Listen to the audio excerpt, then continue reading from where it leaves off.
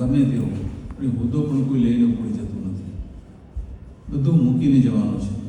પણ છતાંય એક વસ્તુ છે, કંઈ લઈને આવ્યા નથી ને કંઈ લઈને જવાના નથી.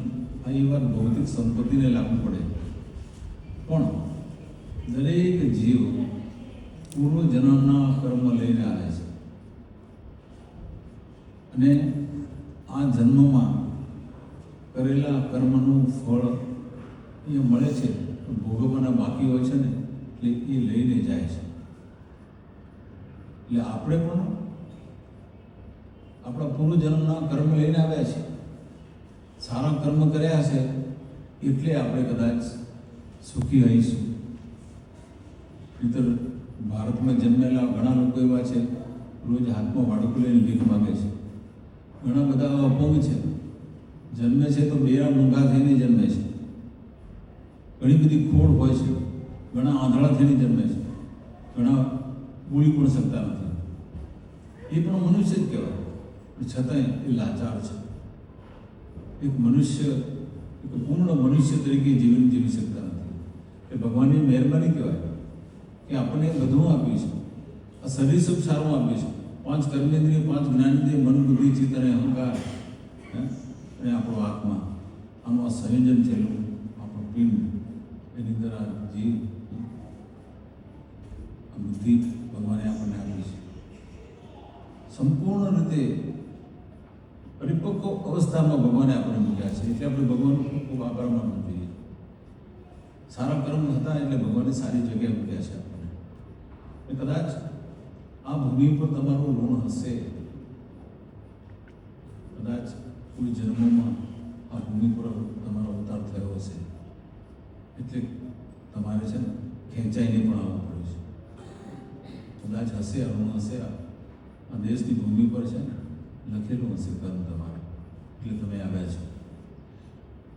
એટલે એ કર્મ, પૂર્વજન્મનું સંચિત કર્મને આપણે ભોગવા માટે અહીંયા આવ્યા છે. સારા કર્મ હતા એટલે સુખી છીએ. હજી પણ આપણે શું કરવાનું છે આપણે વિચારવાનું છે. ભગવાને આપણને દેહ આપ્યો, સાથે સાથે 2 સાધન આપણે આપ્યા છે. હું કહું છું વારંવાર, હથોડી અને ટાંકણું. ટાંકણાને સમજે બેટા?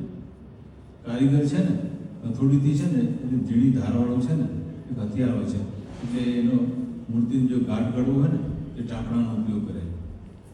ઝીણી નાની હથોડી હોય, ગણ નહીં હોય, ગણ તો 2 ટુકડા કરી નાખે. પણ હથોડી છે ને તો એ ધીમે ધીમે એ પથ્થરમાંથી મૂર્તિ કંડારે છે. એના મનમાં એમ હોય કે મને આમાં વિષ્ણુ ભગવાનની મૂર્તિ બનાવી છે, મોટો પથ્થર હોય. એનાથી માનસિક રીતે એનો આકાર નક્કી કરે છે કે વિષ્ણુ ભગવાનનો ચહેરો કેવો હોવો જોઈએ, એના હાથ કેવા હોવા જોઈએ, આંખો કેવી હોવી જોઈએ, એ બધું એ નક્કી કરે છે. અને પછી એ હથોડી અને ટાંકણાથી છે એના મનની અંદર જે ભગવાનની મૂર્તિનો જે આકાર સ્થાપિત થયેલો હતો એ આકાર પ્રમાણે ટાંકણા હથોડીનો ઉપયોગ કરે છે. પથ્થર છે, પથ્થર જ છે, પણ જ્યારે એનું કામ પૂરું કરે છે મૂર્તિકાર, ત્યારે અંદરથી આપણને ભગવાનના દર્શન થાય છે, થાય છે ભગવાન બનાવે. ભગવાન તો એ મૂર્તિમાંથી એક આકારને એની બુદ્ધિથી બનાવે છે. બાકી ભગવાનને કોઈ બનાવી શકે એવું નથી. આપણે માણસ ભગવાનને શું બનાવીએ? ભગવાન આપણને બનાવે છે. હમ સર્વસ્વ પ્રભુ મત સર્વ પ્રવર્તતે ઇતિ મત્વા ભજન્તે મામ બધા ભાવ સંબંધિતા. હું બધાનો ઉત્પત્તિનો કારક હું છું, ભગવાન કહે છે. હમ સર્વસ્વ પ્રભુ, આ બધાને હું ઉત્પન્ન કરું છું. મત સર્વ પ્રવર્તતે, મારાથી જ આખું જગત ચલિત છે. હું જગત આખાને હું ધારણ કરું છું, આખા જગતનું હું પાલન પોષણ કરું છું, આખા જગતને હું ચલાવું છું. હું એનું નિયંત્રક છું, એટલે હું નિયંત્રણ કરું છું.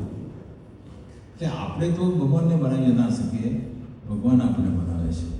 પણ છતાંય એક ભાવજી છે ને કે પથ્થરમાંથી એક આકાર ઉભો કરો. એટલે ભગવાને આપણને હથોડીને ટાંકણું આપ્યું છે. ભગવાન કે મેં તમને એક મનુષ્યનો અવતાર તમને આપ્યો છે. હવે હજુ પણ એમાં ઘણું બધું ગાંઠ ઘડવાનો બાકી છે.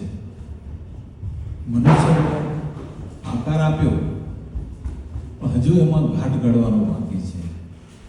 મનુષ્યમાંથી મહાન બનવું હોય, દેવ બનવું હોય